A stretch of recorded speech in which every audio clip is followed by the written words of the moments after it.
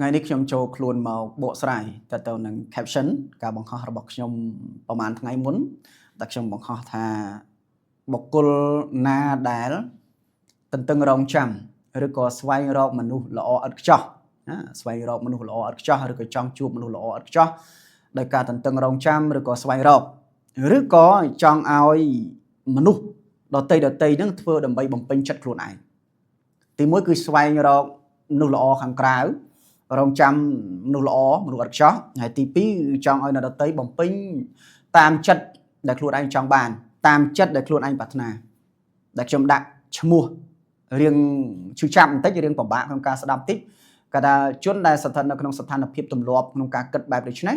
គឺជាបុគ្គលដែលកំសត់បំផុតនៅលើโลกដែលគឺជាបុគ្គលដែលអភ័ព្វបំផុតនៅលើโลกជាបុគ្គលដែលកំសត់បំផុតនៅលើโลกជាបុគ្គលដែលអភ័ព្វបំផុតនៅលើโลกហេតុអីពីព្រោះរបស់ទាំងអស់នោះវាអត់ត្រូវការរងចាំទេវាអត់ត្រូវការនរណាមកបំពេញចិត្តយើងទេពីព្រោះយើងកើតមកជាមនុស្សយើងមានអភ័យឯកសិទ្ធយើងមាននៅ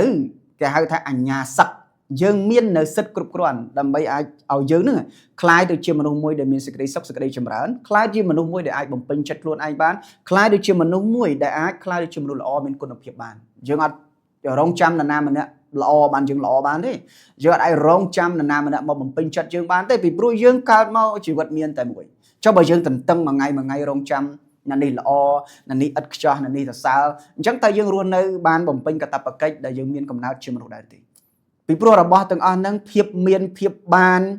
សេចក្តីសុខគ្រប់បែបយ៉ាងវាមាននៅក្នុងជីវិតរបស់បងប្អូននិងខ្ញុំស្រេចស្រាប់ទៅហើយវាមាននៅក្នុងជីវិតរបស់បងប្អូនដែលធម្មជាតិផ្ដល់ឲ្យហើយនៅឡើយតែយើងអត់ដឹងយើងអត់យល់យើងអត់ឃើញច្បាស់នៅក្នុងដំណើរទាំងអស់ហ្នឹងទេទើបយើងអត់ទទួលស្គាល់ការពិតទើបយើងរស់នៅក្នុងស្ថានភាពខ្វះខាតយើងរស់នៅស្ថានភាពរងចាំស្អីមួយយ៉ាងនៅខាងក្រៅដែលជាហេតុបង្កធ្វើឲ្យកើតទុក្ខទោមនិញខកចិត្តស្អិតទ្រូងដែលបង្កជាមានបញ្ហាទាំងខាងក្រៅទាំងខាងក្នុងដោយសារតែយើងអត់យល់អត់ស៊ីជម្រៅពាក់ព័ន្ធជាមួយនឹងរបស់ដែលមានស្រាប់នៅក្នុងជីវិតរបស់យើងទី1យើងមានជីវិតទី2យើងអាចផ្លាស់ប្រែជីវិតរបស់យើងឲ្យទៅជាអ្វីក៏បានដែរហើយផ្លាស់ប្រែនៅក្នុងទីនេះគឺផ្លាស់ប្រែឲ្យយើងក្លាយទៅជាមនុស្សមួយដែលមានគុណភាពមនុស្សមួយដែលមានគុណតម្លៃមនុស្សមួយដែលមានសិលធម៌មនុស្សមួយដែលមានគុណធម៌មនុស្សមួយដែលអាចផ្ដល់សេចក្តីសុខឲ្យខ្លួនឯងបានទើបយើងអាចស្រូបទាញមនុស្សល្អៗចូលនៅក្នុងជីវិតទើបយើងអាចផ្សាយចេញទៅ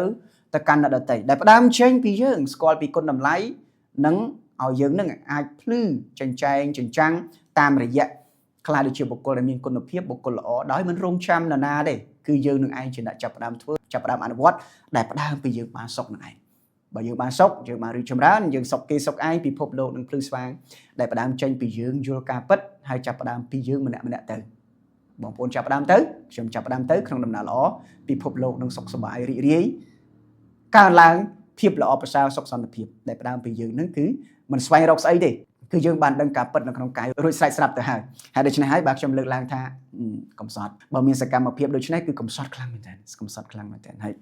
អភ័ព្វមែនទែនអញ្ចឹងចូលមករកការពិតហើយធ្វើខ្លួនឲ្យល្អជាមុនសិនជាបុគ្គលដែលរកសុខឲ្យខ្លួនឯងបានជាមុនសិនទើបយើងអាចស្រូបទាញទើបយើងអាចផ្ដល់សេចក្តីសុខឲ្យទៅកាន់អ្នកដទៃបានបាទអរគុណច្រើនក្រុមទាំងឡាយចុងបូពី